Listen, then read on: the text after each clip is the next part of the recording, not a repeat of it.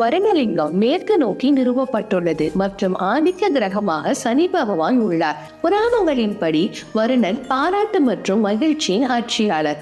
அவர் உலகம் முழுவதையும் ஆளுகிறார். அதாவது மழை மற்றும் பிரபஞ்சத்தில் உள்ள அனைத்து நீர்நிலைகளின் கடவுளாக கருதப்படுகிறார். வருணனின் கண் சூரியன் என்றும் மகர நட்சத்திரத்தில் சூரியன் விழும் போது ஒவ்வொரு ஆண்டும் ஜனவரி நடுப்பகுதியில் மகர சங்கராந்தி என்ற சிறப்பு நிகழ்வாக கொண்டாடப்படுகிறது. இந்த பண்டிகை தமிழகத்தில் பொங்கல் பண்டிகையாக கொண்டாடப்படுகிறது. இங்கு வருண தீர்த்தம் என்ற புனித குளம் உள்ளது. வருணலிங்கத்தை வழிபடுவதால் நோய்களில் இருந்தும், குறிப்பாக நீரால் பரவும் நோய்களில் இருந்தும் பாதுகாக்கலாம். இது திரட்டப்பட்ட பாவங்களை கழுவுவதாகவும் நம்பப்படுகிறது. மகரம் மற்றும் கும்பராசிக்காரர்கள் வருணலிங்கத்தை வழிபடுவது உகந்தது.